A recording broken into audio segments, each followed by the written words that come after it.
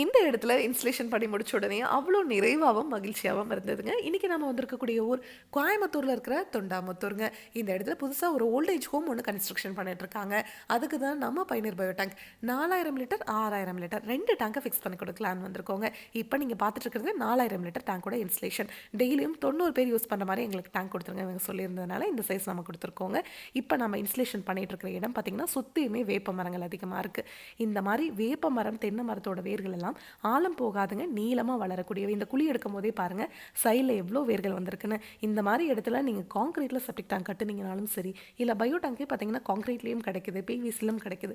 அந்த மாதிரி நீங்கள் சூஸ் பண்ணி ஃபிக்ஸ் பண்ணாலும் சரி, அந்த வேர்கள் அந்த டேங்கை கண்டிப்பாக தொலையேற்றுங்க. உள்ளே இருக்கிற மனித கழிவுகள் வெளியே வந்ததுன்னா பக்கத்துலேயே போரோ கிணறோ இருந்துச்சுன்னா அந்த தண்ணியோடு தான் கலக்கும். ஆனால் நம்ம பயனீர் பயோ டேங்கில் வேர்கள் வந்து டச் ஆச்சுன்னா கூட அது ஆப்போசிட் டேரக்ஷன் தள்ளி விடுமோ வழியே இந்த டேங்குக்குள்ளே வேர்கள் இறங்காதுங்க. இந்த டேங்கை ஃபிக்ஸ் பண்ணிவிட்டு அதுக்கு மேலே இவங்க கார் பார்க்கிங் தான் பண்ண போகிறாங்க. அதாவது பாத்வே தான் இது.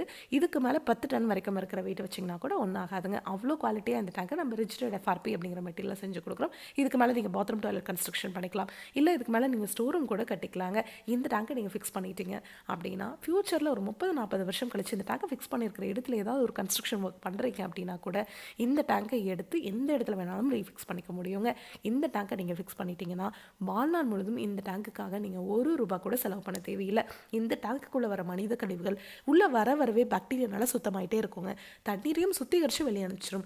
வெளியே வர அந்த தண்ணியில் எந்த ஒரு கழிவுகளும் துர்நாற்றம் இருக்காதுங்க. அந்த தண்ணியை நீங்கள் கார்டன் இருந்துச்சுன்னா அதில் விட்டுக்கலாம், இல்லை ட்ரைனேஜ் இருந்ததுன்னா அதில் விட்டுக்கலாம், இல்லைனா ரிங் போட்டு நீங்கள் பூமிக்கு கீழே போகிற மாதிரி பண்ணிக்கலாங்க. பூமிக்கு கீழே இந்த தண்ணி எஞ்சுமான்னு கேட்டிங்கன்னா கண்டிப்பாகவே எஞ்சுங்க. நார்மல் தண்ணியோட அடர்த்தியை விட இந்த மாதிரி சுத்திகரித்து வெளியே வர தண்ணியோட அடர்த்தி குறைவு அப்படிங்கிறதுனால பூமி சீக்கிரமாக அந்த தண்ணீரை இழுத்துக்கும். உங்கள் டாய்லெட் க்ளீன் பண்ணுறதுக்கு நீங்கள் ஹார்பிக், டாமிக்ஸ் அந்த மாதிரி மார்க்கெட்டில் கிடைக்கிற எல்லா பிராண்டட் ப்ராடக்ட்ஸும் யூஸ் பண்ணிக்கலாங்க. ஆசிட் மட்டும் யூஸ் பண்ணக்கூடாது. நம்மக்கிட்ட 1200 லிட்டர்லேருந்து 60,000 லிட்டர் வரைக்குமே டேங்க்ஸ் அவைலபிளாக இருக்குங்க. அது 2 பேர்த்துலேருந்து 600 பேர் யூஸ் பண்ணுற வரைக்குமே இதே மாதிரி சிங்கிள் டேங்காகவே எங்களால் செஞ்சு கொடுக்க முடியும். இதை பற்றி உங்களுக்கு இன்னும் டீட்டெயிலாக தெரிஞ்சுக்கணும்னா பயனீர் பயோ செப்டிக் டேங்குங்கிற யூடியூப் சேனலுக்கு போய் பாருங்கள். தேங்க்யூ.